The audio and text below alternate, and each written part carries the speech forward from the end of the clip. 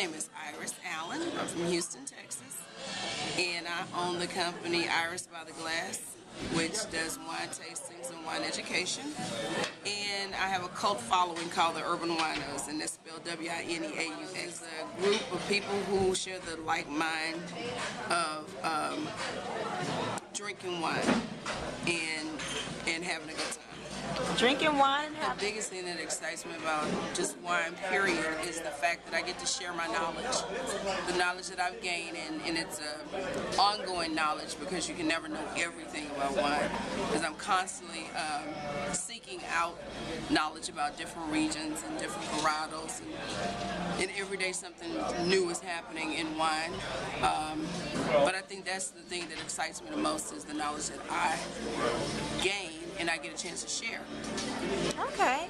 Well, what discovered that I was going to have an appreciation for wine at the age of 12, when I was reading a Travel and Leisure magazine about how cognac, armagnac, and brandy are stored in the barrels in France.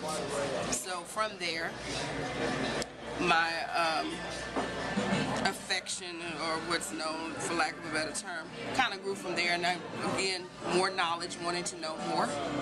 And so I found out that the University of Houston had a program, International Sommeliers Guild, which I enrolled in 2007, and acquired a certificate in 2008, levels 1 and 2. Then 2009, I did the quarter master, level 1.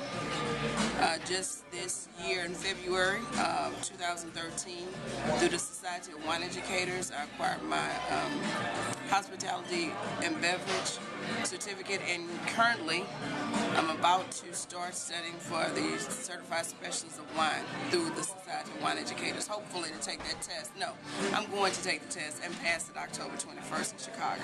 So very interesting article about, the storage of the barrels, and so, just, I guess that was my predilection at that point of sort of going in, garnish, I guess kind of piquing my interest, that I wanted to know more.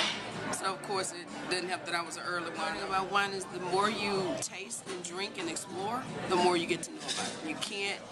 You can't be sort of tunnel vision when it comes to wine, because you need to, when you're sitting in a restaurant, you see something that you've never had before, you ask them if you can taste it, if it's by the glass. So wine can be intimidating, and the way wine started out was for only the affluent. But now everybody has a chance to branch out and taste any type of varietal that they want to, because the wine bars and the restaurants are now making wine more affordable. And there are more vintners that are, coming up, and the boutique vendors as well as the larger ones. So everybody gets a chance to try something they haven't had. So yes, it can be intimidating, but it doesn't have to be.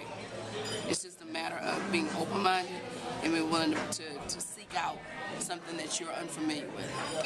Well, when you go to the store, you should already have a kind of an idea of what varietal you like or what meal you want to share with, and do your research. That's the beautiful part about Google and the internet.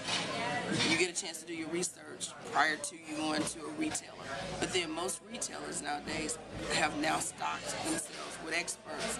So you can rely on the expert, or you can rely on your research you've done online, or you can, sort of, as I stated earlier, when you checked out, or decided to experiment and find something that you haven't tried before, those are the things that you take with you when you're going to buy wine. You kind of pretty much know what you want, but at the same time, you kind of rely on the expert there to kind of be your tour guide. Be your tour guide, lead you in the right direction. A good sommelier is a person who is understanding about the needs of others and what they're asking, and that they're willing to share their knowledge, and to not make anyone feel or not be condescending in disseminating that information. I guess that's what I'm saying. You can't always think that everybody knows what you know, but you're happy to give that information and share it, so that that person also will become knowledgeable at the same time. And I think that's what really makes a great sommelier, someone who has the fortitude to know that everybody doesn't know about wine, but you're willing to share that knowledge. Okay, Champagne. All right. Yeah. Champagne, France. Okay. And because I think Champagne can be very versatile, and it's a region that, for the most part, can change from year to year because based on the weather. But I think it's a great region to explore because there's so many champagne houses out there that don't get exported from France. So you just go to Champagne, France, and explore all of these champagne houses that are outside the big houses. You know, your little boutique houses that make great champagne. It's just that they're not adding that wine doesn't. You know, I would think pickles. No. You know, it's just hard sometimes pairing certain wines with certain foods, but at some point, if you do enough experimenting, you'll find out that wine tends to make everything better. Where I'm going. Come on. Let me just tell you, I love Iris. She is fabulous. Iris by the glass, oh yeah, whatever. But Iris, the person that knows wine, that's fabulous. The first thing she asks you is, what do you like? And you know what? I've known her through rodeo, and she's great. She's in charge of Wineberia. Wineberia sucks. She made it fun. Oh. You know what? Iris does that. She makes it fun. And you know what? We work like 12 hours on our feet in Wine Garden before the committee split up. But with Iris, it's all fun. We have fun. So anyway, she makes wine interesting and fun. And besides, I love her and I love wine. There you Okay, go. You can talk. You can Okay, talk. so that's my time. Iris is actually a personal friend of mine. She is